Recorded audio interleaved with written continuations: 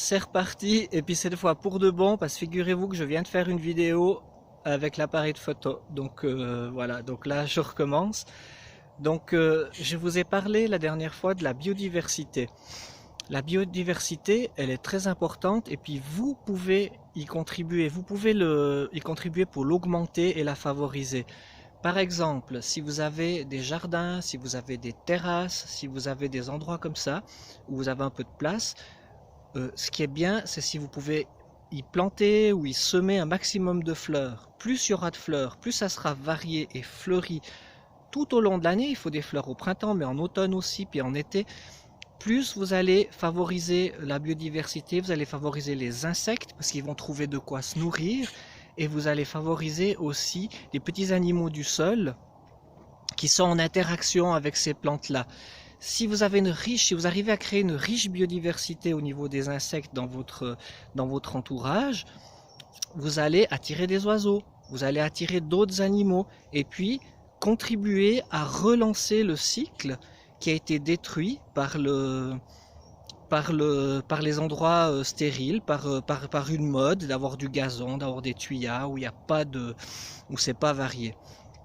Vous pouvez aussi créer de la biodiversité dans votre jardin si vous avez un jardin. C'est très important, outre les légumes et les fruits que vous mettez, de semer aussi des fleurs. Prévoir des endroits pour mettre des fleurs, pour mettre des petits arbustes, des choses qui vont faire des arbustes qui vont fleurir et donner des petits fruits aussi pour nourrir certains animaux. Ça c'est très important. Et tout ce petit monde va se développer, va créer va se mettre en place tout un système, et ce système va protéger vos plantes des ravageurs. Parce qu'un ravageur, il peut se développer que dans un endroit stérile où il est tout seul. Quand il est tout seul puis qu'il se développe, ben il massacre tout, il n'a pas de concurrence. Si votre jardin est riche, si votre jardin a beaucoup de biodiversité, le ravageur, ben il sera présent. Ils sont partout, faut pas rêver.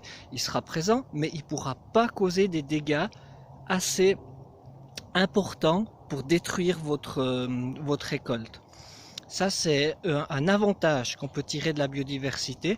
Grâce à la biodiversité, vous pouvez vous passer de produits ou fortement les diminuer et avoir des choses saines.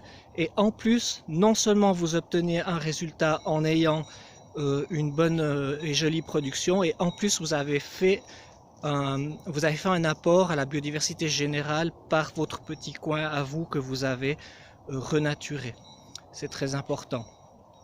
Alors, par rapport aux arbustes, vous avez des arbustes indigènes qui sont intéressants parce que, bien sûr, ils sont en interaction avec la faune et les insectes qu'on a dans notre région. Les arbustes indigènes, il ne faut pas aller les prendre dans la forêt comme ça. Vous pouvez passer par le triage forestier. Par exemple, le triage forestier de Fuy a toute une culture d'arbustes indigènes. Vous pouvez vous en fournir là. Ils ont édité une brochure très intéressante qui explique les différentes espèces et tout ça, qu'est-ce qu'elles apportent et qu'est-ce que vous pouvez en faire. Voilà, cette initiative, je trouve qu'elle est magnifique, et je trouve que c'est quelque chose qui doit être beaucoup plus soutenu à l'avenir. Je m'engage en politique, je suis candidat au Grand Conseil en tant que député sur la liste des Verts, c'est pour ça que je fais ces vidéos, pas seulement pour vous raconter ma vie et puis vous raconter des trucs, mais aussi pour amener des idées. Et je trouve que de soutenir ces démarches, les démarches citoyennes de ce que les gens font, mais aussi les démarches des autorités, quand les autorités décident de produire justement des arbustes indigènes et d'éditer une brochure, soutenir tout ça, c'est pour moi très important. Ça permet de vulgariser, ça permet de faire un pas, ça permet d'avancer.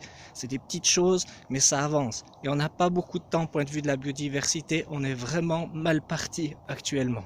Voilà, je vous en parlerai plus dans une prochaine vidéo, et j'amènerai des arguments plus politiques aussi sur ce qu'on peut faire. Merci de m'avoir écouté, à la prochaine.